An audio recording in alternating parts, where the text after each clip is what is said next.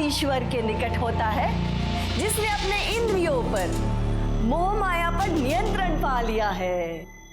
जय माता दी। इच्छापूर्णी माते की जय। इच्छापूर्णी माते की जय। इच्छापूर्णी माते की जय। कोल्ड ड्रिंक लाओ। माता जी प्रणाम।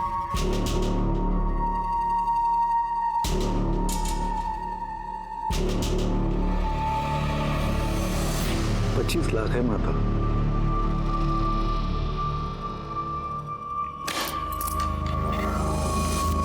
तो क्या इच्छा है तेरी? सिर्फ रखना है या इन्वेस्ट भी करना है? इन्वेस्ट करने माता। इच्छापूर्णी माँ की जय हो।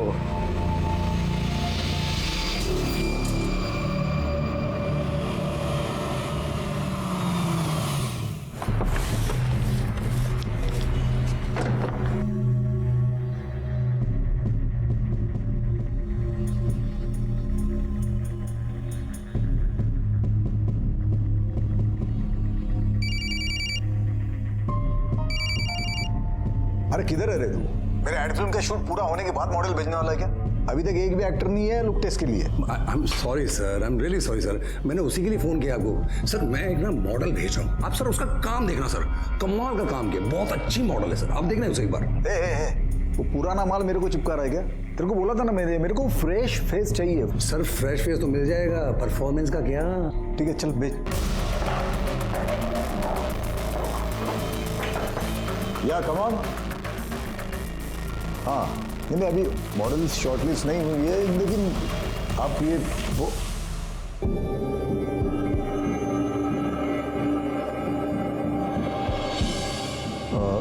I'll call you later. Okay?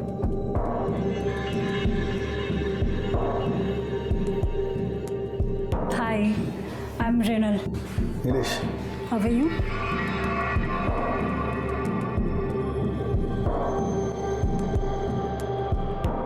Can I sit? Oh yeah, sure.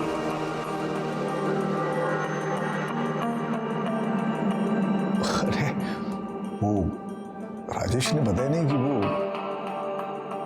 इतनी टैलेंटेड मॉडल को भेज रहा है। Thank you. If you don't mind, I want to see your figure because we are shooting for lingerie ad. Yeah, sure. Why not?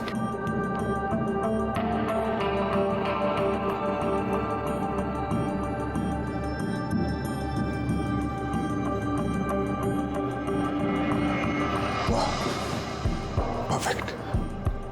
मुझे ऐसे ही figure चाहिए था।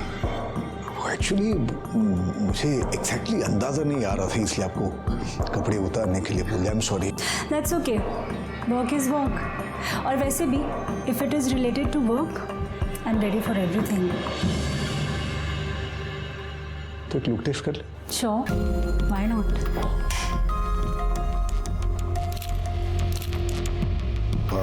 अब खड़ी हो जाओ। तो कुछ अलग तस्वीरें लेते हैं। ये थोड़ा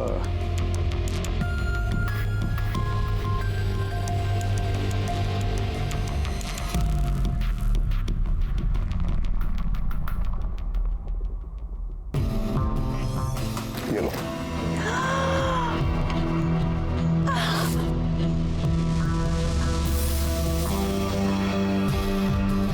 Wow, my God, that's my favorite perfume. हमें क्या पसंद है, क्या पसंद नहीं है, सब पता है हमें।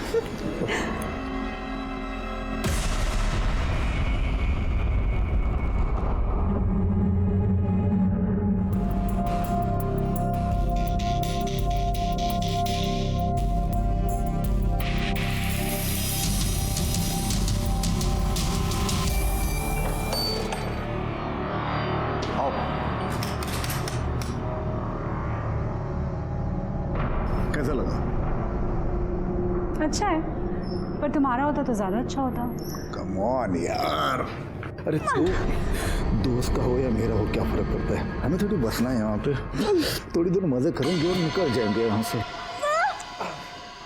गिफ्ट विफ्ट कुछ देते नहीं हो, बस एक ही चीज तुम्हारे दिमाग में रहती है, इस बार मुझे मेरा गिफ्ट चाहिए। अरे हाँ पता है ना, बहुत सारे गिफ्ट गिफ्ट, लेकिन मैं दूंगा ना, दूंगा। अरे ये ट्रिप गिफ्ट ही तो है, मान जाओ ना, मान जाओ ना।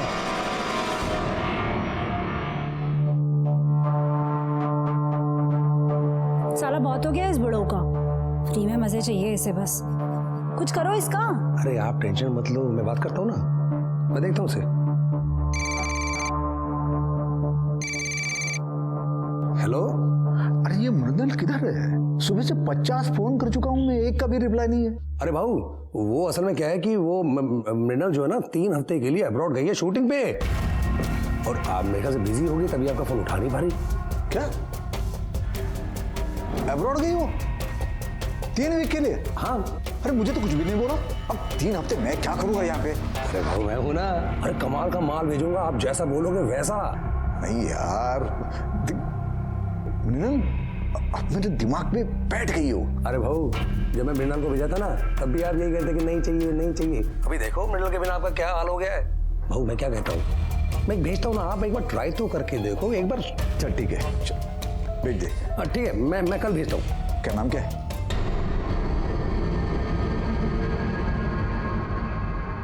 महक।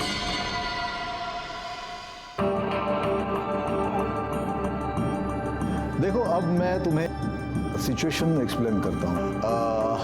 हम लोग एक मेंस परफ्यूम का ऐड बना रहे हैं, तो मैं सिचुएशन देता हूँ तुम्हें। तुम हीरोइन हो और मैं हीरो हूँ, ठीक है? मैंने वो परफ्यूम लगाया है और उस परफ्यूम की सुगंध से तुम मेरी तरफ अट्रैक्ट होती हो। Getting me? यस।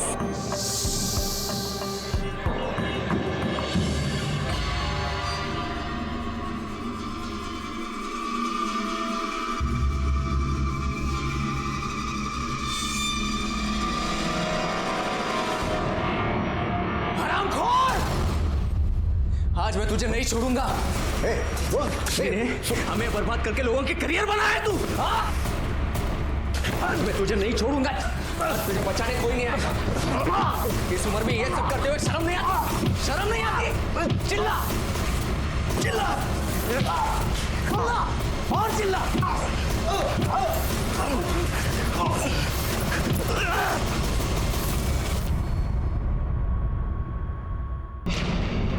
किसका झगड़ा हुआ आपके साथ? आप यहाँ कैसे? किसने बोला आपको? अरे हमें फोन आया कि आपका झगड़ा चल रहा है किसी के साथ। नहीं सर, यहाँ पे सब ठीक है। यहाँ पे सब ठीक है, तो फिर ये इतनी सारी चोटें कैसे लग गई हमको? वो मैं ऑफिस आते वक्त स्टेयरकेस से गिर गया था मैं, तो चोट लग गई। अब इसकी मैं आपके पास कंप्लेंट क्या करूं? वो कोई आपको गलत फोन कर दिया होगा, हाँ। सब ठीक है यहाँ पे? देखने से तो लग नहीं रहा कि सब ठीक है, फिर भी लगे कि कोई प्रॉब्लम है, किसी का झगड़ा हुआ है, तो आइएगा कंप्लेंट करने। हाँ आराम कीजिए, चलो।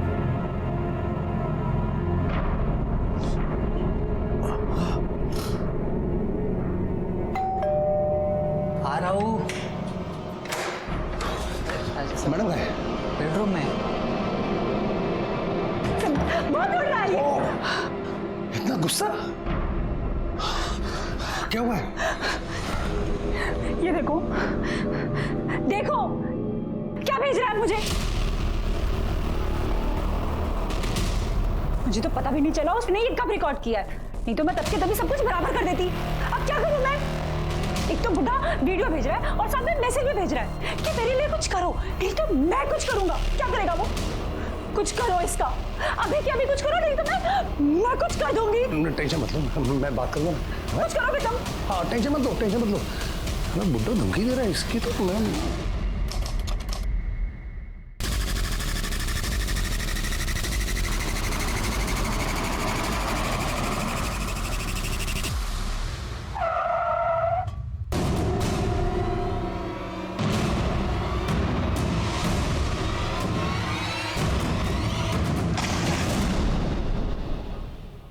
सर कल रात से मेरे पति घर पर नहीं आए सर। आपने चेक किया? हो सकता है अपने दोस्त के साथ ही कहीं गए हो। नहीं सर, मैंने उनके सभी दोस्तों को फोन किया, वो किसी के साथ भी नहीं है। मेरे पति एक एड एजेंसी चलाते हैं। रोज 9 बजे तक घर पे आ जाते थे सर, मगर कल जब वो 11 बजे तक घर पे नहीं आए तो फिर मैंने उनको फ़ोन किया। उनका फ़ोन भी स्विच ऑफ आया सर। अभी भी मैंने फ़ोन किया तो स्विच ऑफ ही आ रहा है सर। फिर मैंने ड्राइवर को फ़ोन किया तो ड्राइवर ने मुझे कहा कि वो गाँव जा रहा है। मतलब कल दोपहर को मोहिते रोड पर गाड़ी लगा के इनको चाबी दे के वो छुट्टी लेके चला गया सर। मतलब आपके हस्बैंड गायब हो गए, उसी दिन से आपके ड्राइवर ने छुट्टी ली। आपके हस्बैंड का फोटो है आपके पास? हाँ हाँ है।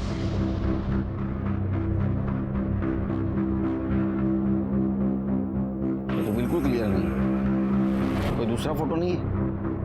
सर अभी तो नहीं है, मैं घर पे जाके भेज दूं? सिरके, इनके हस्बैंड का नंबर भी ले लो। आपके हस्बैंड का नाम क्या है? नीलेश घाड़गे। आपके फैमिली में कौन कौन रहता है? मेरा बेटा रोहन। क्या उम्र है उसकी? 26 साल। वो क्यों नहीं आया? वो सर उसको कुछ काम था इसके लिए। कमाल है, पिता की मिसिंग कंप्लेंट करने से भी ज्यादा जरूरी काम। ठीक, अब डिटेल्स बाहर दीजिए। शिरके, त्यांच्या ड्रायव्हरच्या आणि गाडीचे पण डिटेल्स घ्या. हो सर, क्या मैम?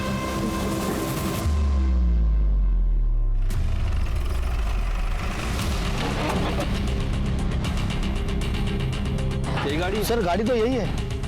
एक काम करो, जरा आसपास पूछो, किसी ने गाड़ी को पार करते हुए देखा क्या? अरे भाई ये गाड़ी किसने लगाई कुछ पता है?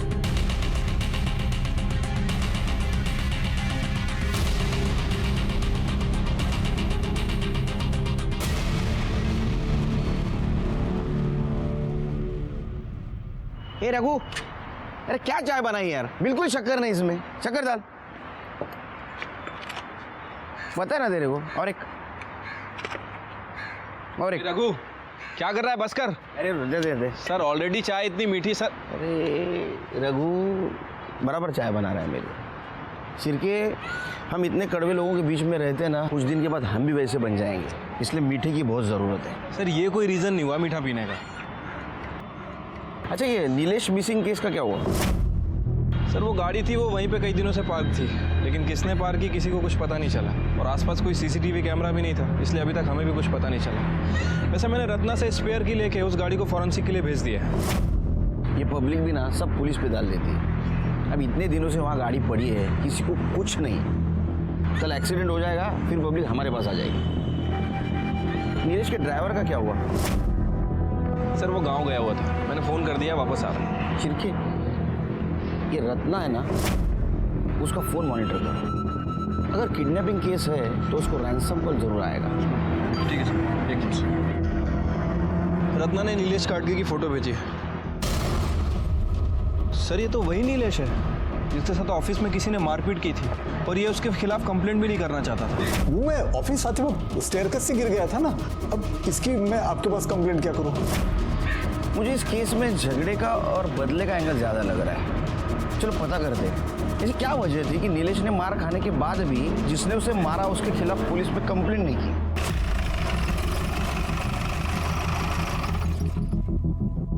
तुम्हारे साहब के साथ उस दिन इतनी मारापीटी हुई, फिर भी उन्होंने पुलिस में कंप्लेंट नहीं की, क्यों? साहब ऐसा कौन सा बाप है जो अपने बेटे को जेल भेजेगा? वो तो हमसे गलती हो गई साहब की, बिना सोचे समझे आपको फ़ोन कर दिया, जिसके लिए साहब ने हमको बहुत डांटा भी था। अपने बेटे को जेल भेजना मतलब? साहब उस दिन मारापीटी हुआ था ना, वो कोई और नहीं, साहब का बेटा रोहन ही था।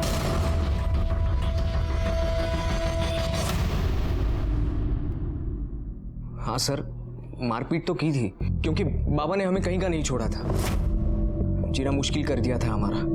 किस सेंस में जीना हराम कर रखा था? सर मेरे बाबा ठीक से घर का खर्चा भी नहीं देते, जब देखो तब कहते हैं कि जेब खाली है, घटिया से घटिया एड फिल्म बनाते हैं और सारा पैसा उन लड़कियों पर उड़ाते हैं। मेरी आई को भी बहुत परेशान किया है सर उन्होंने, बहुत रुलाया है उसको। सर मैंने आज तक बर्दाश्त किया, लेकिन अब बात बर्दाश्त के ऊपर चली गई है। सर मैंने खुद अपनी आंखों से उन्हें देखा है, लड़कियों के साथ घूमते हुए, उनको गिफ्ट बांटते हुए,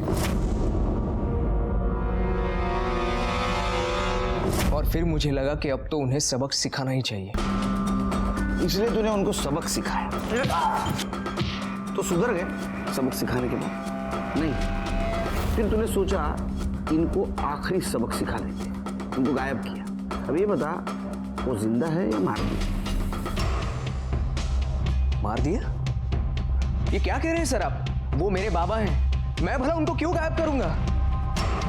और सर मैं उनको क्यों मारूंगा? सर ये सफेद झूठ बोल रहा है, मैंने खुद देखा है किस तरह से नीलेश जी को तूने घाव दिए। यहाँ पे सब ठीक है यहाँ पे।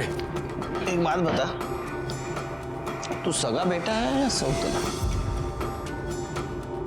सौतेला होता ना सर तो शायद मार भी दिया होता। सगा हूं इसीलिए शायद सिर्फ मारपीट करके ही सॉल्व करने की कोशिश कर रहा था सब कुछ, बस। तो 3 जनवरी को कहाँ था? सर मैं अपने दोस्तों के साथ था। चिर के इसको अंदर करो। देखो सच बोल रहा है झूठ। चल सर मैं सच बोल रहा हूँ, मेरे यकीन कीजिए चल। सर प्लीज मेरा यकीन कीजिए। मैं सर नीलेश गाड़गी की सीडीआर रिपोर्ट।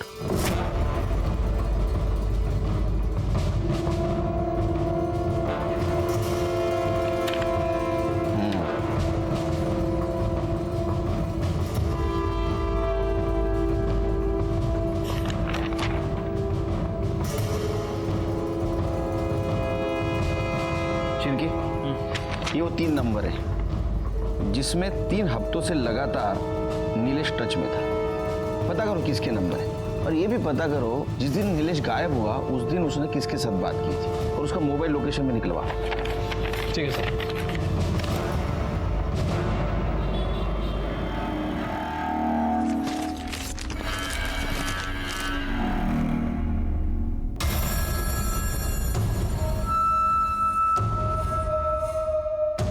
राजेश, राजेश, क्या हुआ? जल्दी आओ, ये देखो, ये पढ़ो इसे।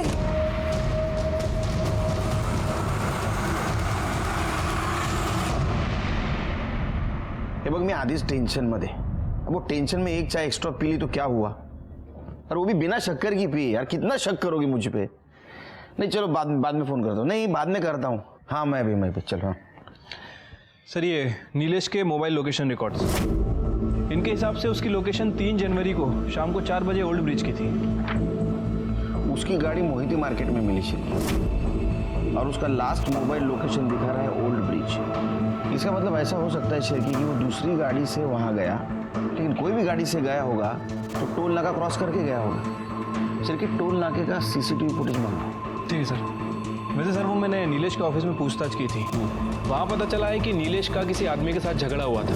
उसने नीलेश को काफ़ी धमकाया भी था, और नीलेश के ड्राइवर सैजू ने नीलेश को बचाया था। सर जिसने धमकी दी थी उसका नाम है धीरज साटम, पेशे से ऑर्गेनाइजर है, इवेंट ऑर्गेनाइजर। पुलिस स्टेशन बोला। ठीक है सर नीलेश गाड़गी का ड्राइवर सैजू आया है। इंस्पेक्टर साहब मैं अपने सांप को गायब नहीं किया, अगर करता तो आपके बुलाने पे खुद यहाँ चल के नहीं आता। तू नहीं आता तो तेरे को लेके आते, समझे? 3 जनवरी को तू नीलेश के साथ था? हाँ साहब, सुबह 11 बजे उनको लेके ऑफिस में गया, फिर वहाँ से 1 बजे एक मीटिंग के लिए गए। वहाँ से वापस आते वक्त 2 बजे साहब को किसी का फ़ोन आया, तो उन्होंने वहीं पे बुला लिया मीटिंग को। किसका फ़ोन था? मालूम नहीं साहब, लेकिन साहब मेरे को बोले कि वो मोहिती लेन में मार्केट के पास गाड़ी पार्क कर दूँ और चाबी उनको आके दे दूँ, और फिर मैं गाँव चले जाऊँ। मैं वो गाँव जाने का छुट्टी बोला था उनको। उसके बाद में नीलेश से मिला तू? हाँ मतलब मिला नहीं, देखा था साहब मैंने उनको। वो मैं आगे रिक्शा के लिए रुका था तो साहब मुस्कुराते हुए किसी के गाड़ी में बैठे और आगे निकल गए। उन्हें देखोगे तो पहचानोगे? पक्का नहीं बोल सकता साहब, एक कांच पे वो सनशेड लगाया था, सिर्फ साहब को देखा, बाकी लोग को देख नहीं पाया, गाड़ी निकल चुकी थी। 6 महीने से इधर तेरे पीछे भाग रहा हूँ। हाँ मेरे 2.5 करोड़ रुपए मुझे दे, वरना है ना तेरे पहुंच से भी ऊपर पहुंचा दूंगा, समझा ना? छोड़ दे। चल 15 दिन की मोहलत देता हूँ तुझे, वरना समझ ले मैं क्या कर सकता हूँ। चल निकल चल। लेकिन साहब शांत स्वभाव के आदमी है, वो फिर भी उससे प्यार से ही बात कर रहे थे। धीरज के अलावा और किसी के साथ झगड़ा था? झगड़ा तो नहीं साहब, लेकिन इसके साथ मतलब उनका मचमच चल रहा था। किसके साथ? वो इच्छा पूर्णिमा के साथ। क्या झगड़ा था? शायद पैसों को लेके कुछ था साहब। 2 जनवरी को रात 9 बजे साहब आश्रम में थे, मैं बाहर उनका इंतजार कर रहा था, इतने में अंदर से झगड़े की आवाज आई। देख, मेरे सारे पैसे मुझे वापस चाहिए, और अगर मेरे साथ शांतपति करने की कोशिश की ना तो सारी दुनिया को बता दूंगा कैसी इच्छा पूर्णिमा है तू, और तेरे सारे काले धंधे में सारे लोगों के साथ। अपने औकात में रह, समझा? पता है ना किसके साथ बात कर रहा है तू? मेरी पहुंच ऊपर तक है, सिर्फ 2 मिनट लगेंगे तुझे खत्म करने के लिए। सुन, इसे यहाँ से बाहर फेंक दे, और दोबारा आश्रम के आसपास भी दिखा ना तो हाथ पैर तोड़ देना इसके। ले जाओ इसे। ये ठीक नहीं किया तूने, मैं देख लूंगा, मैं सबको देख लूंगा। ठीक है, तुम जा सकते हो, जब तक केस चल रहा है शहर से बाहर नहीं जाने का। हाँ सर। शिरके, ये नीलेश की गाड़ी हमें मोहिते मार्केट में भी, उसके मोबाइल का लास्ट लोकेशन ओल्ड ब्रिज था, और ये सेजू के कहने के मुताबिक व्हाइट कलर की है सर। एक काम करो, मोहिते मार्केट से लेके ओल्ड ब्रिज तक का सारा सीसीटीवी फुटेज निकालो, देखो उसमें गाड़ी मिलती है क्या। ठीक है सर। उससे पहले मेरी एक इच्छा हो रही है, इच्छा पूर्णिमा से मिलने की।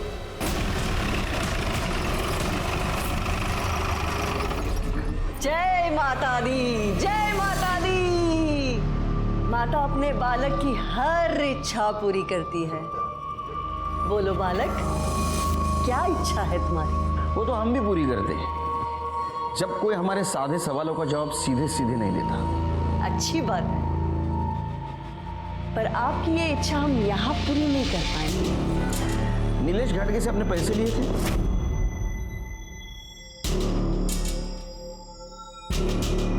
पैसे नहीं,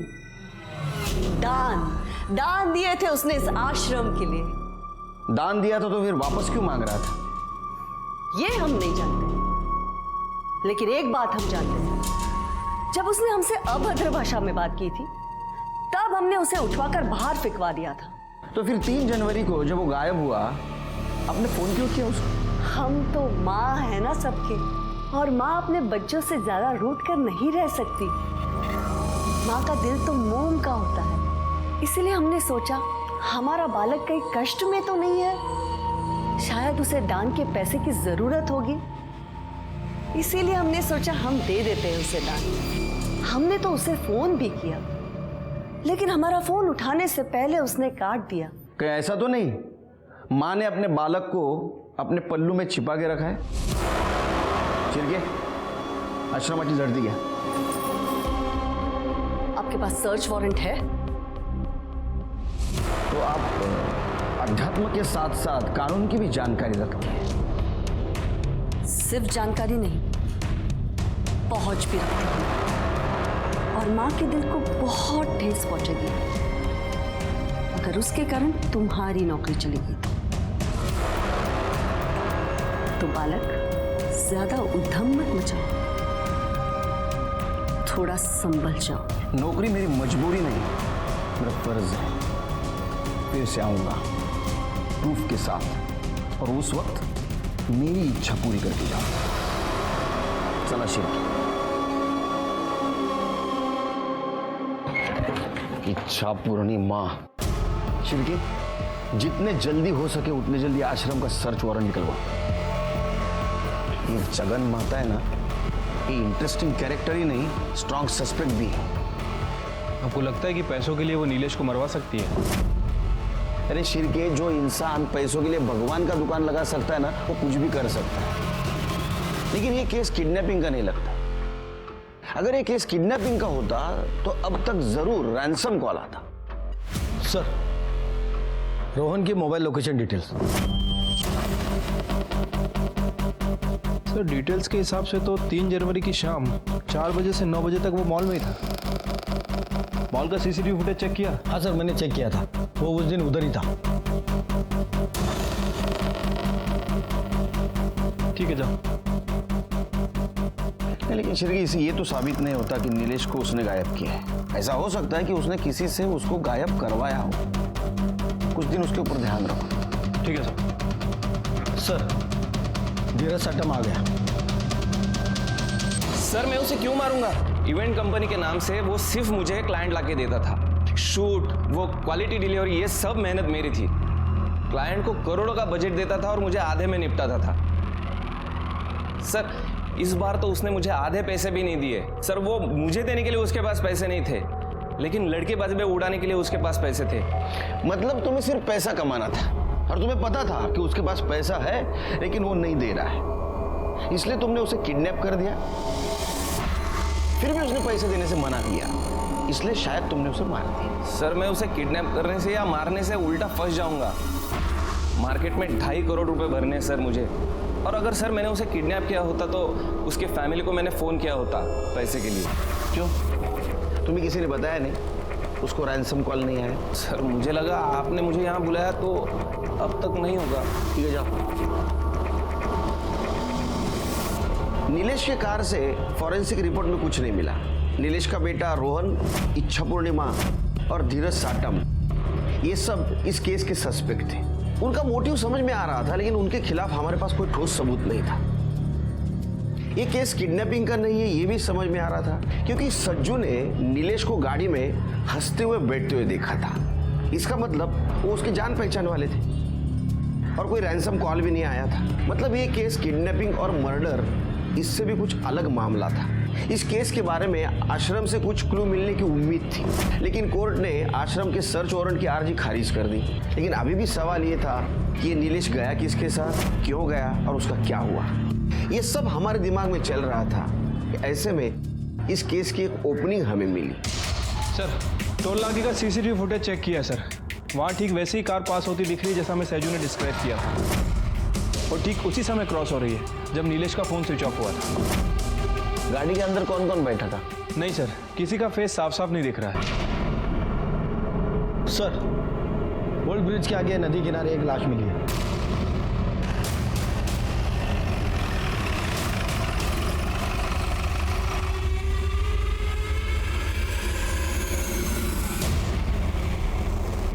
बॉडी कई दिनों से पानी में थी सर, इसीलिए पूरी तरह से डिकम्पोज्ड हो चुकी है, और मछलियों ने काफ़ी ज़्यादा हिस्सा खा भी लिया है।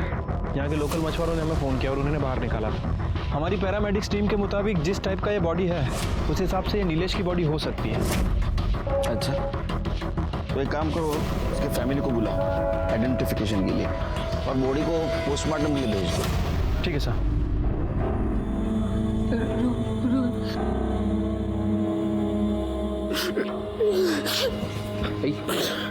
आई शांत हो। ये कुछ सामान मिला है।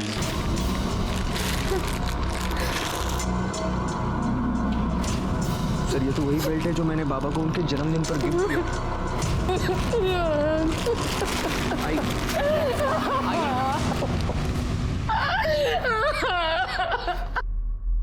शिरके, ये बेल्ट और चेन की पहचान से ये नहीं साबित होता कि ये बॉडी नीलेश की है। ये बॉडी का और रोहन का डीएनए मैच करा। ठीक है सर।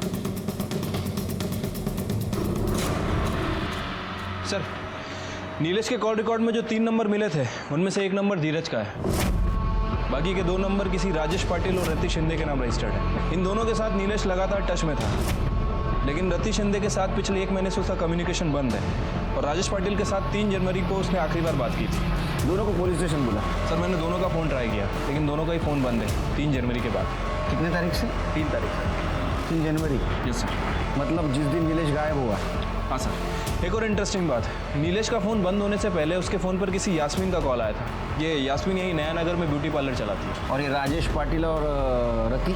सर ये राजेश सतारा का रहने वाला है, और रति संगमवाड़ी में रहती है। तुम एक काम करो शिरके, तुम यास्मीन के पार्लर जाओ, मैं रति से जाके मिलता हूँ। तुम्हारी रति मैडम है क्या घर में? रति मैडम? जी आप मृणाल मैडम की बात कर रहे हैं? मृणाल? जी रति मैडम ही मृणाल मैडम है। उन्होंने वो मॉडलिंग के चक्कर में अपना नाम मृणाल कर दिया है कि घर में? जी अभी तो वो घर में नहीं है, 5 दिन पहले ही निकल चुके हैं यहाँ से। बोल के गई थी कि किसी शूटिंग पे जा रही हूँ। अकेली गई? नहीं साहब, वो राजेश पाटिल साहब भी थे ना साथ में। राजेश पाटिल? वो भी मॉडलिंग करते? नहीं साहब, वो तो पिछले कुछ दिनों से यही रहते मैडम के साथ। रिलेटिव है? नहीं साहब, दरअसल बात यह है कि वो कुछ अलग टाइप के फ्रेंड है। राजेश साहब का अपना भी काम धाम चलता है, वो नेता वेता लोग के साथ भी, और मैडम का पूरा काम वही देखते हैं।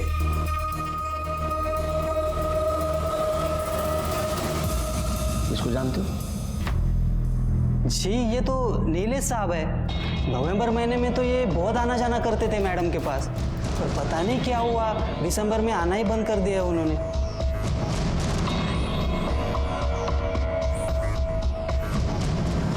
तुम्हारा नंबर दे दो। मेरा नंबर?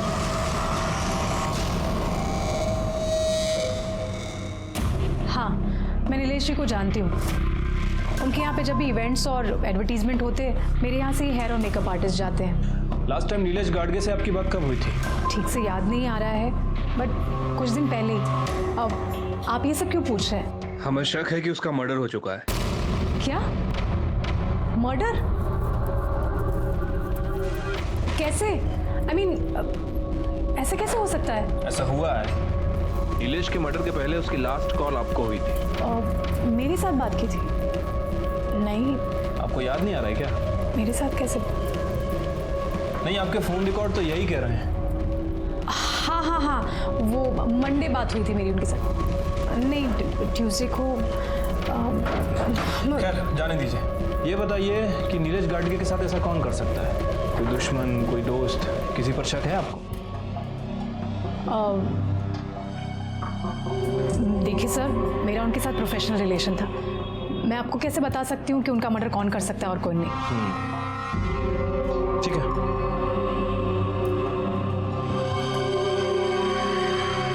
अच्छा, यास्मीन ने कुछ बताया? हाँ सर, ये यास्मीन कह रही है कि इसके साथ नीलेश का प्रोफेशनल रिलेशन था। वैसे काफ़ी ओवर एक्टिंग कर रही है सर ये। अच्छा, ध्यान रखो उस पर। ठीक है सर। रोहन के डीएनए टेस्ट से पता चला कि वो बॉडी नीलेश की ही थी, और पीएम रिपोर्ट से ये पता चला कि नीलेश का मर्डर गला दबाने से हुआ है, और वो भी 3 जनवरी को शाम 4 से 6 बजे के बीच में। यानी ऐसा हो सकता है कि उसको ओल्ड ब्रिज पे मारा गया, बाद में पानी में फेंका और बॉडी बहते बहते दूर चली गई। लेकिन सवाल ये अभी भी था कि क्यों और किस लिए। ऐसे में हमें और एक इन्फॉर्मेशन मिली कि राजेश के क्रेडिट कार्ड से गोवा के लिए 2 फ्लाइट की टिकट बुक की गई है, राजेश पाटिल और रतीश शिंदे के नाम से। हमने तुरंत गोवा पुलिस को इन्फॉर्म कर दिया और उन्हें कहा कि जैसे ये दिखाई दे हमें इन्फॉर्म कर। अरे यार, मुझे किसी को अर्जेंट कॉल करना है। इतने दिनों से यहाँ गोवा में ही पड़े हुए। दो, मुझे ऑन करने दो। मैडम, आपका ये अर्जेंट कॉल हमें फंसा देगा। मैं आपके हाथ जोड़ता हूँ, 2-4 दिन शांत रहिए। मैडम, आपके लिए मैं कितना कुछ कर रहा हूँ और आप ब्लडी हेल। सर, ये राजेश पाटिल का कॉल रिकॉर्ड है। इनके हिसाब से उसने आखिरी बार बात किसी चंदू मोरे से की थी। ये चंदू मोरे एक्स मिलिट्री मैन है सर, और 3 जनवरी को इन दोनों के बीच 1-2 नहीं बल्कि 15 से 20 कॉल एक्सचेंज हुई थी। फिर ये लगता है केस सॉल्व हो रहा है। ये काम करो, ये चंदू कहाँ मिलेगा देखो, और 3 जनवरी को उसका मोबाइल लोकेशन निकलवाओ। ठीक है सर।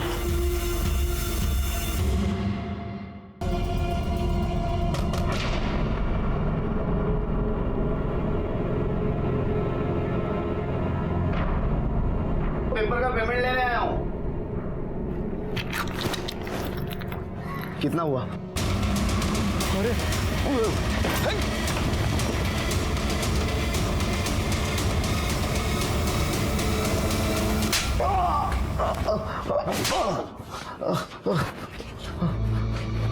अरे चंदू, कैसा है तू?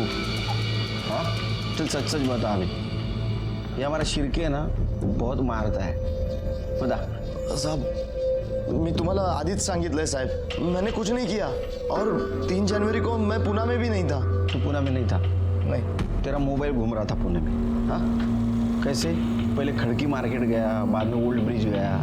तेरा दाखो, ये देख तेरे मोबाइल डिटेल्स।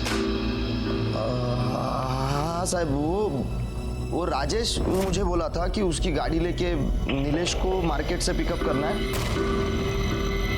और उसे वो ओल्ड ब्रिज के पास छोड़ना है। गाड़ी में कौन कौन था? धीरज था। धीरज साठम। हाँ, तो वो तो एक नाम हुआ, और वो धीरज का असिस्टेंट था महेश, और एक लड़की थी जीनत। तो तुमने नीलेश को मार्केट से उठाया, उसके बाद क्या हुआ?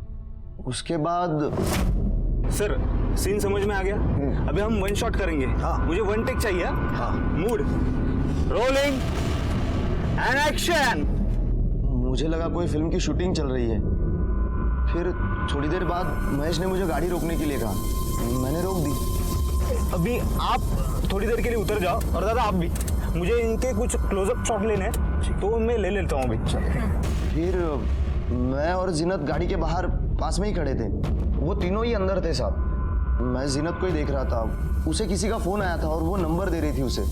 फिर धीरज बोला अंदर आओ बैठ जाओ, हो गया।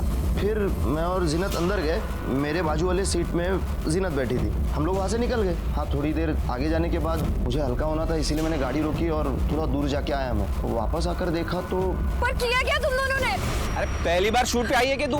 नीचे सीन चालू है, बाकी सब ठीक है। फिर झूठ मत बोलो, मैंने देखा है तुम दोनों को। अरे मैडम समझो बात को, नीचे शूट चालू है, दूसरा यूनिट काम कर रहा है। नीलेश साहब कहाँ गए? अरे उनका पानी में गिरने का शॉट था ना यार, वही चल रहा है। और तुम दोनों टेंशन मत लो यार, नीचे दूसरा यूनिट है, उनको निकाल लेगा पानी में से। अरे यार चलो चलो यार चंदू, बहुत देर लो। चलो मैडम चलो।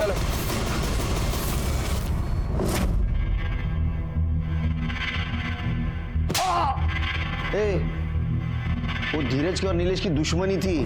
अगर धीरज गाड़ी में रहता तो नीलेश कैसा बैठता? हाँ साहब मैंने इतना दिमाग नहीं लगाया। अब मुझे राजेश ने जितना बोला उतना मैंने किया।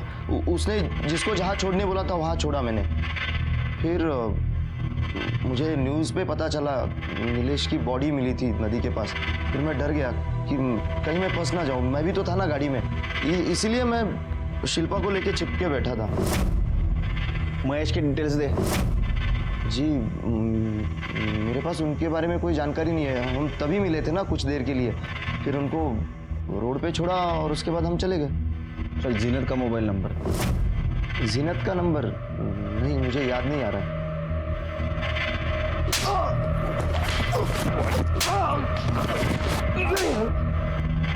आया क्या कुछ याद?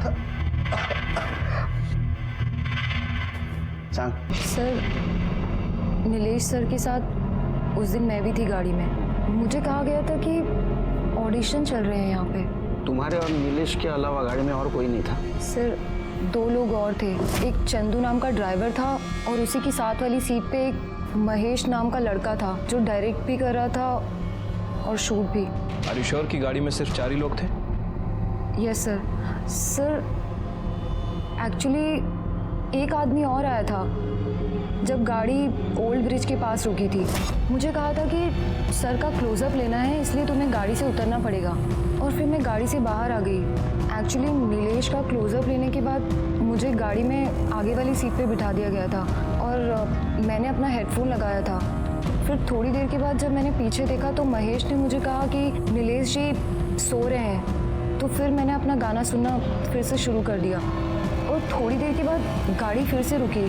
सर मुझे लगा कि ड्राइवर और बाकी लोग ऐसे ही रेस्ट करने के लिए निकले हैं, बट जब मैंने पीछे देखा तो ये क्या कर रहे हो तुम लोग? अरे कुछ नहीं, रिलैक्स रिलैक्स रिलैक्स, कुछ नहीं हो रहा है। नीचे सीन चालू है, बाकी कुछ नहीं।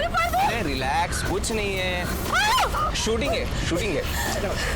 झूठ मत बोलो। दूसरा यूनिट है वहाँ पे, वो उठाएंगे उसको। अरे मैडम आप इतना परेशान क्यों हो रही हो? आप चलो। सर जब हम पुणे पहुंचे तो मुझे उन्होंने 1 लाख का कैश दिया और कहा कि नीलेश जी ने एडवांस दिया है और बाकी पैसे कॉन्ट्रैक्ट साइन करने के बाद मिलेंगे। सर कुछ दिनों के बाद जब मैंने न्यूज़ में देखा तो मुझे पता चला कि नीलेश जी का मर्डर हो चुका है और उनकी डेड बॉडी पास वाले ओल्ड ब्रिज के नदी से मिली है। ये काम तुम्हें किसने दिलवाया था?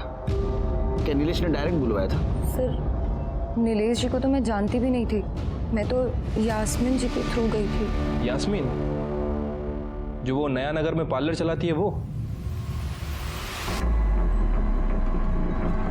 सर मैं लड़कियां सप्लाई करती हूँ, अपने पार्लर को ऑफिस की तरह यूज़ करती। नीलेश और राजेश के यहाँ नई लड़कियां भेजती थी। सर मुझे बिल्कुल भी आइडिया नहीं था कि वो लोग नीलेश का मर्डर करने वाले हैं। रति मतलब मृणाल शिंदे को जानती हैं? यस सर, वो भी मॉडलिंग के नाम पर एस्कॉर्ट का धंधा करती है। ठीक है, क्यों जाने। चलो सर ये चंदू के कॉल रिकॉर्ड्स। सर नीलेश के गायब होने के बाद चंदू 1 नंबर पे बात कर रहा था। जब उस नंबर के बारे में डिटेल्स निकाली तो पता चला वो नंबर गोवा में है। लेकिन सर हैरानी की बात यह है कि वो नंबर मृणाल के नौकर का था और नौकर इस वक्त पुणे में है। चंदू एक ही नंबर से बात कर रहा था। तो एक काम करो, वो नंबर ट्रैक करो, देखो किसके पास है, उसको उठा के लाओ। जिसके बारे में मैं सोच रहा हूँ उसके पास ही ये नंबर हो सकता है। सर, राजेश ने मुझे बताया था कि नीलेश को ब्लैकमेल करने के लिए ऑडिशन के बहाने एक वो वीडियो बना रहा है। मैंने सोचा उसी बहाने मैं अपने पैसे निकाल लूँ। जब वो शूट खत्म हुआ तो मैं खुद वहाँ जाता हूँ। इतने गेलो साहिब नहीं, चंदू और मैं पीछे की सीट पर बैठे थे। मैं उसे ब्लैकमेल कर रहा था कि मेरे पैसे दे देने तो मैं वो वीडियो वायरल कर दूंगा। वो चीखने चिल्लाने लग गया और चंदू ने उसको मुंह पकड़ा सर, मर गया वो। मैं 17 साल से नौकरी करता हूँ। तो किससे बात कर रहा है समझ में आ रहा है? मुंह बंद करने से किसी की मौत नहीं होती, दम घुटने से होती है। इसका मतलब नीलेश मरा नहीं, मारा गया। और ऐसा कैसे रे? तू सही जगह सही टाइम पे पहुंचा। तू क्या अंतर्यामी है? धीरज बाबा? हाँ सर,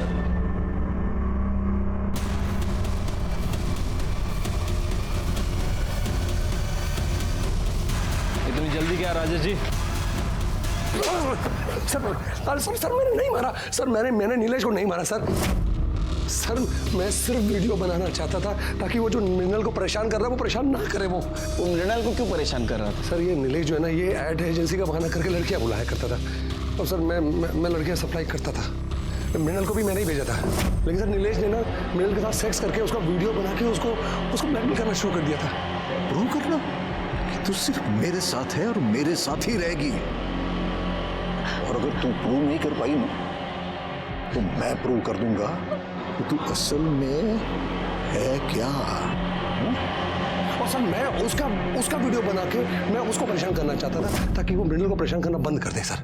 बस सर इतना ही है। तू पक्का सोशल वर्क नहीं कर रहा था, क्योंकि तू भी मृणाल के लिए लाइन में खड़ा था और इतना डेस्परेट हो गया कि तूने नीलेश को मरवा दिया। नहीं सर, मैंने किसी को नहीं मरवाया सर। तू एक बात बता, तेरे गाड़ी में मर्डर हुआ फिर भी तेरे को पता नहीं और तूने कुछ किया नहीं, तो भागा क्यों? सर मैं कहीं नहीं भागी और ना ही मैंने कुछ किया है। ये राजेश क्या कर रहा है, कहाँ है, मुझे कुछ नहीं मालूम।